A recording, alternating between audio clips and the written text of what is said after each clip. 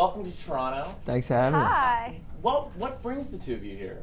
The snow, really, that's about it. You know, she's never seen snow until she came to Canada. I had heard that. And since we're on the topic of snow, just what do you think of it? It's beautiful. It's cold, but beautiful. We have a date. We're doing Snow Angels on Wednesday. Snow angels, snow peeing, snow throwing.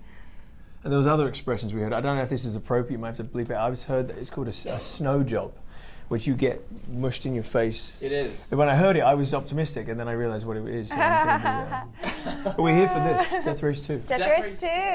Absolutely. So, tell us about Death Race 2. It's amazing, fast, action-packed, sexy film. It's sexy because you're in it. Otherwise, there's a lot of dudes, oily, sweaty dudes fighting each other, trying to beat the hell out of each other. Yeah, for you. You look pretty hot in the film. But it's like the first movie, but it's an origin story of how Frankenstein and the whole world came about. It's a prequel, Death Race 2, but it is a prequel to the previous movie. It explains who Frankenstein is, and it's played by Luke. I saw that. Yeah. Now, it seems to be good old-fashioned kind of balls-out action movie. It's Sorry. like old school, yeah. Balls out. I think that's the official tagline. Yeah, of course. So, what draws you or drew you to Death Race 2? Was it necessarily the idea or the chance to really get involved with that kind of movie? For me personally, there were two reasons. I got sent the screenplay and asked if I wanted to do it. I read it. I was really impressed with the story. And I wanted to do a movie previously with the director, Raul Rene, who a wonderful friend of mine now and a great director. And we planned to do a movie together for a while. And he was directing this. He wanted me to be a part of it, and I wanted to work with him. And it was it was a wonderful opportunity to do that. For myself, it was being shot in Cape Town, and they weren't holding any of the lead actress auditions there, and I could hold the script and campaigned really hard, and Raul saw my tapes and started campaigning on my behalf, and then I got the part, which is really cool. No, we're lucky to have you. I mean, I have not done one interview on this whole kind of whirlwind junket tour we've been doing. This is the first punch of the day. I get punched all day, every day with this lovely girl. But no, I've not seen one reaction from any man that's not been like, hey, hi. I'm like on the side saying, hi, I'm in the movie too. But it's cool. We get to hang out. Were you two both fans of the original Death Race movies or familiar with them? Absolutely. Yeah, it was loved the film with Jason Statham. It's part of the reason why I wanted to be a part of this one. And then I heard that Luke was in it, and I was like, I'm sold. I think Death Race 2000, the very beginning with David Carradine and Stallone, I think like any cult movie, I think it's a combination of both really amazing and really dreadful. I think it's one of the campest movies I've seen, but I think it was meant to be.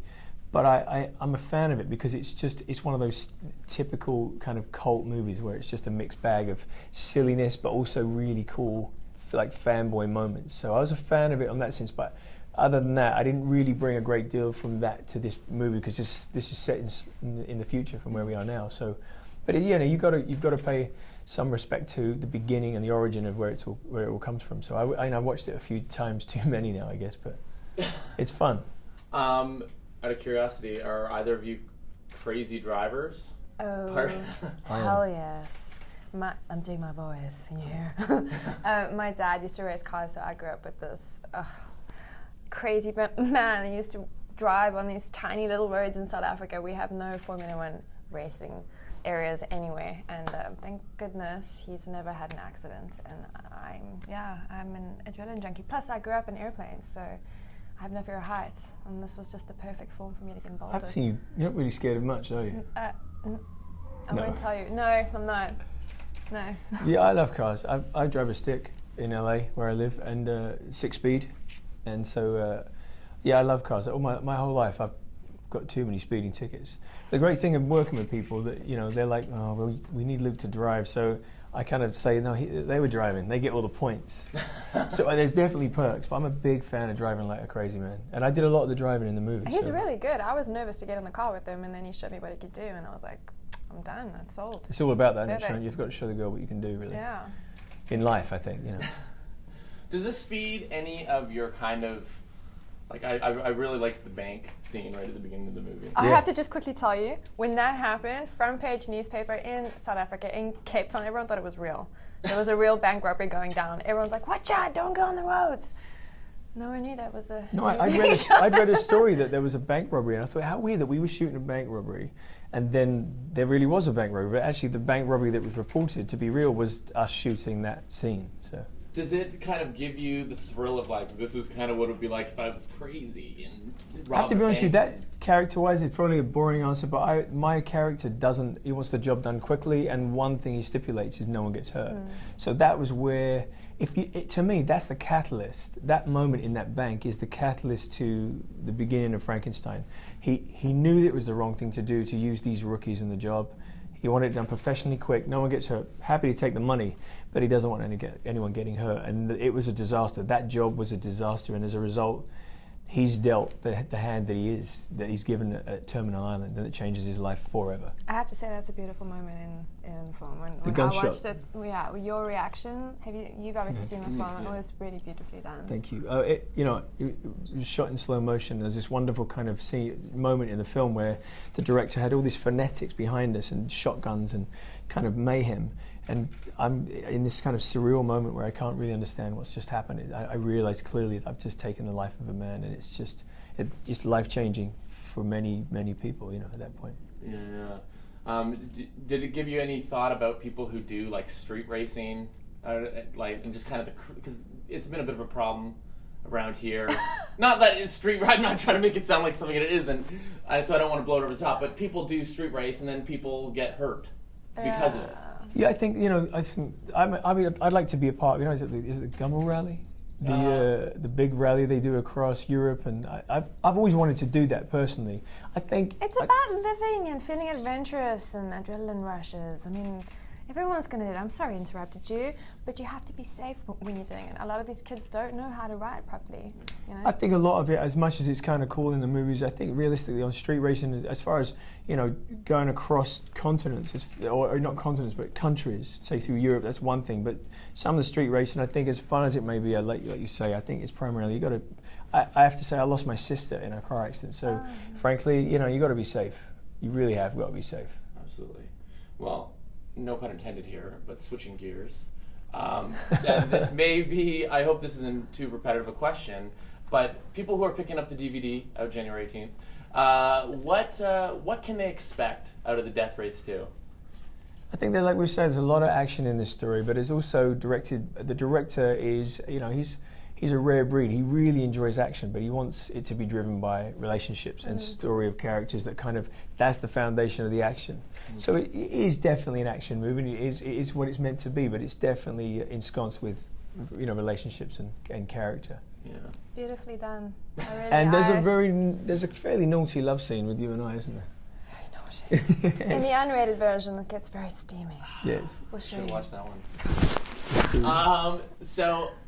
And not referencing specifically again, but was there a favorite part in making this movie for either of you? I think the whole thing was a ride, I have to be honest with you. I mean, it really was, and it sounds probably corny, but it was a real family. It was a bunch of us having a lot of fun. There was cars every day. There's fighting, flamethrowers, love scenes. The fighting scenes, I got 3x. Well, they were still convicts, but they stunt guys that made me look really good, although I have Muay Thai training, so I knew what I was doing, and I kind of had to practice on Luke before. The poor guy didn't know what was going on. I was like, I'm going to hit you, bam! I'm like, okay.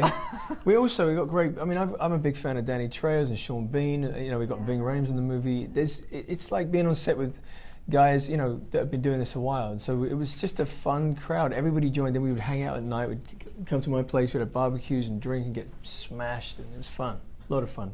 On and off set. We've gained some serious friends out of this, which for me, myself, because I've only just started as an actress and I've shot a few. But I love you to pieces. And I'm a big fan of Danny Trejo. He's just amazing. And I'm very grateful to have been a part of this film for that, She's just started maybe, but it really, really delivers. And it's not like an appreciation side. She did a great job.